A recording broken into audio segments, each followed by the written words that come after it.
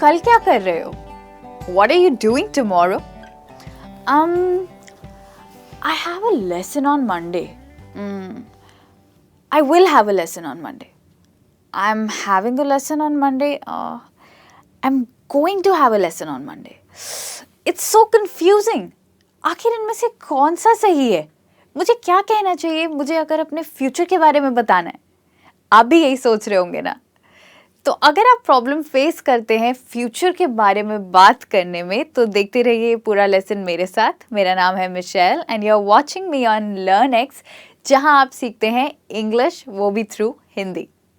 तो आइए शुरुआत करते हैं। सबसे पहले हम देखते हैं कुछ सेंटेंसेस जिनमें मैं आपको एक्सप्लेन करूंगी कि हम फ्यूचर के बारे में कैसे बात कर रहे हैं और किस पर्पस से बात कर रहे हैं। तो पहला सेंटेंस है We have a lesson next Monday। तो सबसे पहले ये देखते हैं कि इस सेंटेंस की फॉर्म क्या है, मतलब टेंस क्या है। We have a lesson next Monday। बताइए, इतनी ग्रामर तो आपने पढ़ी है स्कूल्स में। ये है सिंपल प्रेजेंट टेंस। जी, सिंपल प्रेजेंट।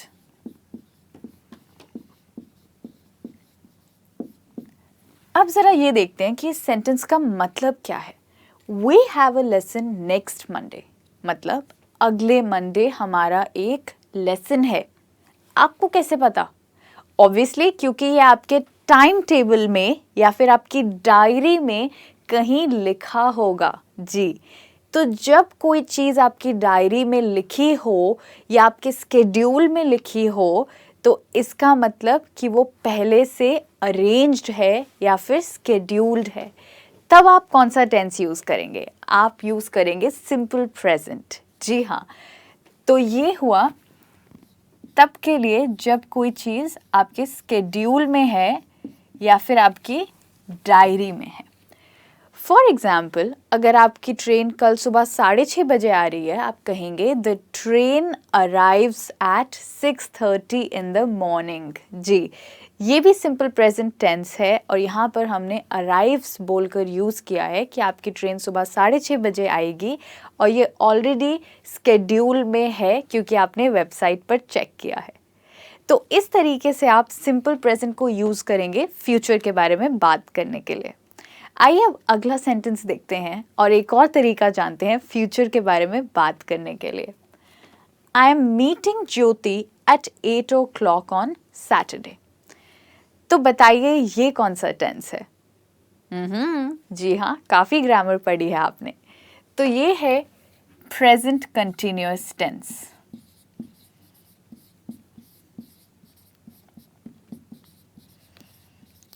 और ये हमें कैसे पता कि ये प्रेजेंट कंटिन्यूअस है? क्योंकि इसमें ing और am है। प्रेजेंट फॉर्म प्लस ing का मतलब होता है प्रेजेंट कंटिन्यूअस टेंस। तो अब जानते हैं कि ये सेंटेंस सही में प्रेजेंट के बारे में है या फ्यूचर के बारे में है। I am meeting Jyoti at 8 o'clock on Saturday. तो मतलब आप ज्योति से अभी नहीं मिले हैं, आप उनसे सैटरडे को 8 बजे मिलेंगे, राइट? तो नेचुरली हम यहाँ पर फ्यूचर के बारे में बात कर रहे हैं सिंपल प्रेजेंट कंटिन्यूअस टेंस को यूज़ करके। तो इस तरीके से आप प्रेजेंट कंटिन्यूअस टेंस को यूज़ करेंगे जब कोई चीज़ आपने प्लान की हुई है। जी हाँ, ये आपका प्लान है कि आप ज्योति को 8 बजे सैटरडे को मिलेंगे। तो इसको हम डालते हैं प्लान्स के लिए। अब अगर आपने प्लान बनाया है कल मूवी पर जाने का, तो आप कहेंगे I am watching a movie tomorrow. मैं कल एक मूवी देख रहा हूँ। तो यहाँ पर भी हमने प्रेजेंट कंटिन्यूअस टेंस को यूज़ करके फ्यूचर के बारे में बात की। तो इसके सिवा क्या और भी तरीके हैं फ्यूचर के बारे में बात करने के? ऑफ कोर्स, अभी तक तो हमने विल की बात ही नहीं की। तो आइए अब विल की बात करते हैं। I forgot to call mom. I will do it after dinner. जैसे कि मैंने ऑलरेडी आपको बताया, हमने यहाँ पर will को यूज़ किया फ्यूचर के बारे में बात करने के लिए।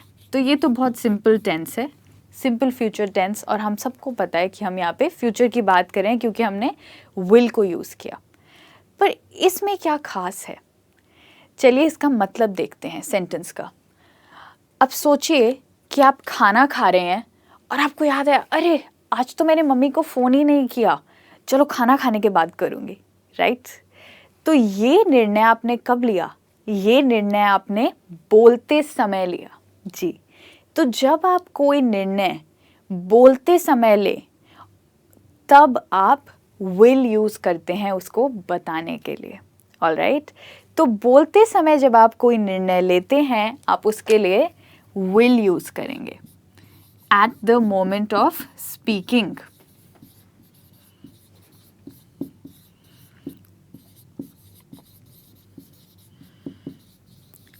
तो क्या आपने अपनी मम्मी को कॉल करना प्लान किया था? नहीं, आप तो भूल गए थे, खाना खाते खाते याद आया, तो ये आपका सडन प्लान है, मतलब क्विक प्लान है, ऑलराइट? तो इसलिए हमने विल को यूज़ किया। अब विल को हम फ्यूचर के बारे में और अलग अलग तरह की चीज़ें बताने के लिए यूज़ कर सकते हैं, जैसे कि it will be a nice day tomorrow. अब अगेन हमने विल फ्यूचर यूज़ किया, यहाँ पर भी हमने विल यूज़ किया, पर इसका मतलब क्या है? कल एक अच्छा दिन होगा। क्या आपको पक्का पता है कल एक अच्छा दिन होगा? नहीं ना? तो यहाँ पर आप भविष्यवाणी कर रहे हैं, मतलब प्रिडिक्शन। आप प्रिडिक्ट कर रहे हैं या भविष्यवाणी कर रहे हैं कि कल का दिन कैसा होगा। एस्ट्रोलॉजर तो नहीं है आप, ऑलराइट। तो भविष्यवाणी या प्रिडिक्शन करने के लिए आप विल को यूज़ करते हैं। अब कितनी बारी हम मैच देखते हुए विल को यूज़ करते हैं? सोचिए, India will win the match, मतलब इंडिया मैच जीतेगा। यहाँ पर हमने क्या किया? हमने भविष्यवाणी करी मैच देखते हुए कि इंडिया मैच जीतेगा। यहाँ पर कोई फ्यूचर प्लान नहीं है, आपने विल को यूज़ किया क्योंकि आप बोलते समय ही प्रिडिक्ट कर रहे हैं या भविष्यवाणी कर रहे हैं। आइए नेक्स्ट सेंटेंस देखते हैं। I hope you will come to my party. Again हमने यहाँ पे विल को यूज़ किया, पर एक डिफरेंट रीज़न के लिए। तो यहाँ पर हम उम्मीद कर रहे हैं कि कोई आपकी पार्टी में आने के लिए रज़ामंद है। मुझे उम्मीद है कि तुम मेरी पार्टी में आओगे। I hope you will come to my party. तो यहाँ पर आपको उम्मीद है कि कोई आपकी पार्टी में आने के लिए तैयार है। तो जब कोई आपके साथ फ्यूचर में मिलने के लिए या साथ चलने के लिए, कोई कार्य करने के लिए तैयार होता है, तब आप विल यूज़ करते हैं, जब कोई तैयार होता है।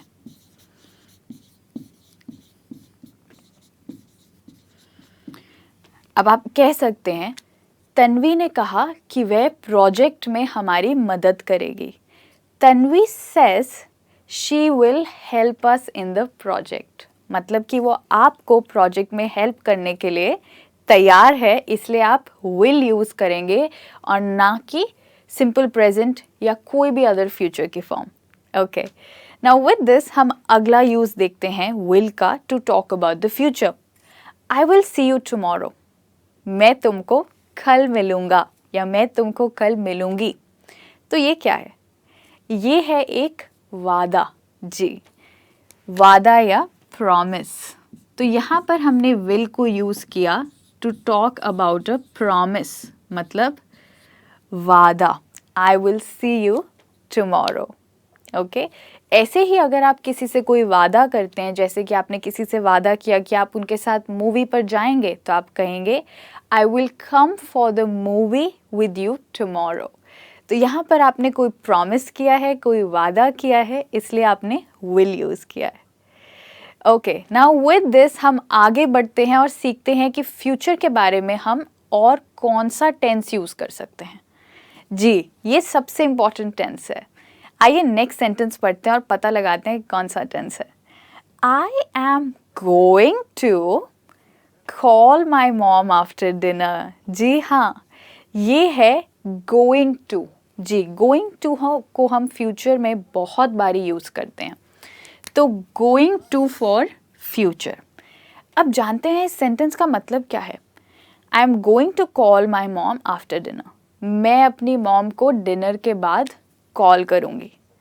और ज़रा ये देखिए, I forgot to call my mom. I will do it after dinner. यहाँ पर आप भूल गए हैं और आपको खाना खाते हुए और बोलते हुए याद आया, पर यहाँ पर आपने ऑलरेडी प्लान बनाया हुआ है कि आप अपनी मॉम को कॉल करेंगे। तो जब आपने कोई फ्यूचर प्लान ऑलरेडी बनाया होता है तब आप गोइंग टू यूज़ करते हैं। जी, for a planned thing. I am going to call my mom after dinner, या फिर I am going to wear the black dress tonight. मैं आज रात को ब्लैक ड्रेस पहनूंगी और ये मैंने पहले से ही सोच रखा है क्योंकि मैं बहुत स्मार्ट हूँ। Okay, the next one is be careful, you are going to fall. यहाँ भी हमने गोइंग टू को यूज़ किया फ्यूचर के बारे में बात करने के लिए, पर यहाँ पर क्या हो रहा है, यहाँ पर हमें लग रहा है कि कोई चीज़ होने वाली है। अरे ध्यान से चलो, तुम गिर जाओगे। हमें लग रहा है कि कोई गिरने वाला है, इसलिए हमने गोइंग टू यूज़ किया। तो जब हमें लगता है कि कोई चीज़ होने वाली है, हम गोइंग टू यूज़ करते हैं। जैसे कि अगर हमें लगे बारिश होने वाली है, हम बोलेंगे अरे आसमान कितना ब्लैक है, बारिश होने वाली है। Oh, the sky is so dark, it's going to rain. तो यहाँ पर हमें लग रहा है कि कोई चीज़ होने वाली है। When something is going to happen,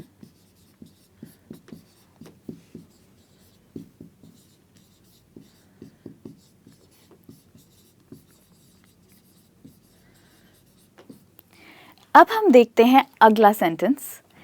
I would like to go to university next year। अरे यहाँ पर तो ना विल है, ना गोइंग टू है, ना सिंपल प्रेजेंट है, फिर भी ये फ्यूचर के बारे में हमें कैसे बता रहा है?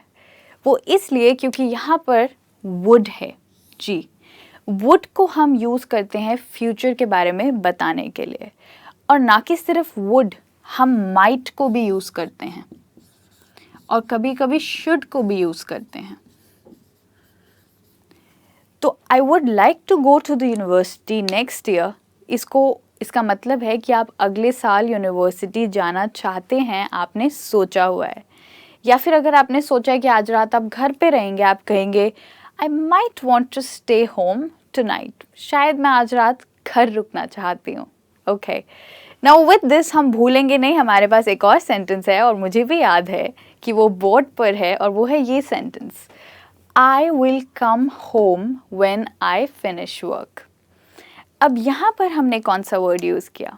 ऑफ कोर्स हमने when यूज़ किया।